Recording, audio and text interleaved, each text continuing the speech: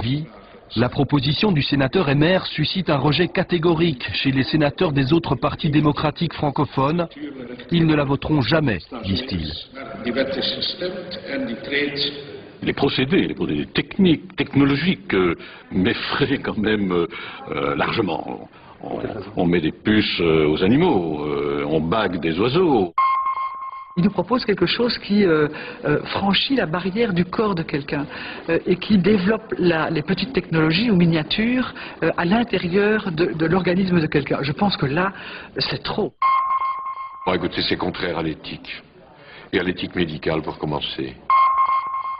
J'ai l'habitude par rapport à cela d'employer des langages modérés, mais je considère que c'est une vraie dérive. Le respect de l'intégrité physique est l'une des valeurs fondamentales défendues par la Ligue des droits de l'homme. Elle s'inquiète du développement de ces technologies implantables et se demande où cela peut vraiment mener.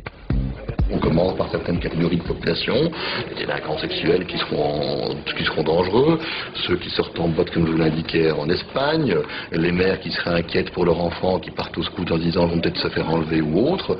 On est dans une dynamique où aujourd'hui on entrouvre des possibilités et on ne sait pas jusqu'où on pourra aller à un moment ou à un autre. Et qui a intérêt à entrouvrir ces possibilités ? D'abord, effectivement, il y a la facilité qui découle de ces moyens technologiques, mais une facilité qui peut être trompeuse parce qu'on ne se rend pas compte des dérives. Il y a tous ceux qui ont la volonté de pouvoir effectivement contrôler tel ou tel corps social, et on sait qu'on est quand même dans une dynamique de contrôle social avec ces gouvernements successifs depuis maintenant une bonne dizaine d'années. Et puis évidemment tous ceux qui sont derrière des marchés juteux et qui ont intérêt à quelque part écouler leurs marchandises.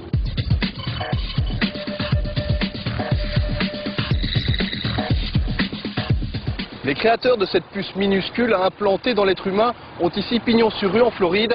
Ils ont accepté de nous rencontrer. La société Verichip.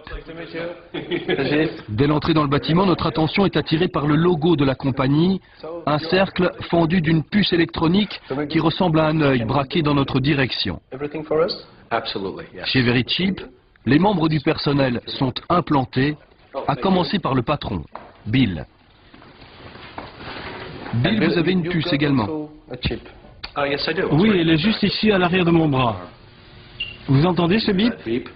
Un petit bip, et voici la fiche personnelle de Bill qui apparaît sur cet écran. Elle sort tout droit de la base de données médicales des êtres humains que gère cette société privée. Les employés Verichip ont également une puce RFID dans le bras. Enfin, à quelques exceptions près. Alison, vous avez une puce également dans votre corps? Non. Pourquoi pas? La plupart des gens ont une puce ici. Oh, c'est une démarche volontaire. Heureusement, je ne suis pas ce qu'on appelle un patient à haut risque et en plus je suis enceinte et le système n'est pas conseillé aux femmes enceintes. Verichip nous a accueillis dans cette petite salle de réunion, mais filmer un implant nous a été refusé, tout comme visiter les hôpitaux partenaires du programme Verimed. Pour seules images, cette poignée de puces désactivée et des réponses prudentes à nos questions, notamment sur le prix d'une petite puce telle que celle-là, on la sait peu onéreuse aux alentours d'1 €, mais Verichip ne semble pas vraiment bon marché.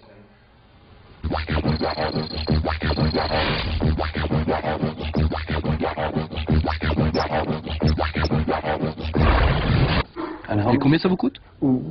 Ça, c'est une information privée, je ne peux pas vous répondre. Et pour avoir une échelle, c'est autour de combien? 10 $? 1 $?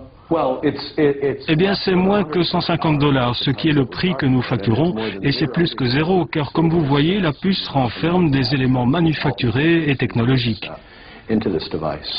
Donc, je pense que c'est tout ce que je vous dirai à ce propos. La société Verichip a multiplié par 60 son chiffre d'affaires depuis sa création il y a 5 ans. Le business de la puce implantée est florissant sans conteste et dire qu'il ne s'applique pour l'instant, officiellement en tout cas, qu'au domaine médical. D'ailleurs, Bill reste tout aussi évasif quand on lui demande quels autres secteurs pourraient être intéressés par l'implantation sous la peau d'un numéro d'identification unique pour chaque individu. La puce contient un numéro à 16 chiffres, c'est tout. Donc cela peut être utilisé pour d'autres applications dont l'accès nécessite un numéro à 16 chiffres. Par exemple? Par exemple, bien, je pense que c'est dans tous les domaines. Tous les domaines pour lesquels vous avez besoin d'un numéro ou d'un nom pour accéder à une base de données.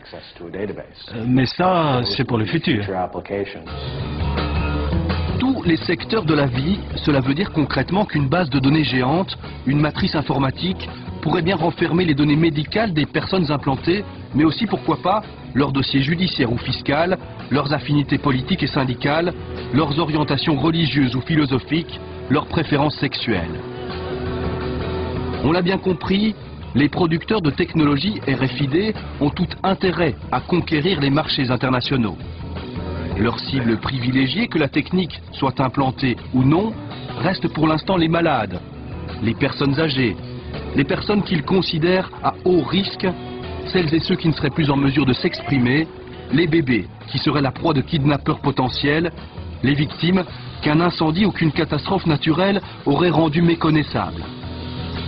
Pour conquérir les marchés européens, les jeunes branchés dans les boîtes de nuit sont également approchés.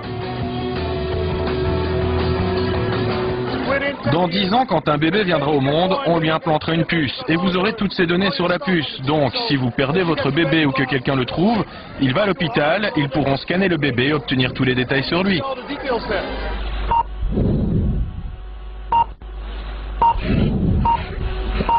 Malgré son côté clairement intrusif dans la vie privée, la machine RFID est bel et bien lancée et rien ne semble à l'heure actuelle pouvoir freiner sa course. Seuls quelques collectifs citoyens se fédèrent, le monde des internautes se mobilise pour s'opposer à ce qu'ils considèrent comme une dérive dangereuse des sociétés modernes. Nous avons rencontré à Namur le collectif belge de résistance à la puce. Ses membres ne cachent pas leurs inquiétudes. Tout le monde est susceptible d'être contrôlé dans ses allées et venues en permanence. Ça, c'est quand même une société type Orwell, quoi, hein, que dénonçait Orwell il y a 50 ans. Big Brother. Exactement. C'est un ensemble de données finalement qui seront concentrées sur une petite puce, lisible à distance par des systèmes que démocratiquement on n'a pas encore dit comment on va maîtriser. Et chose extraordinaire.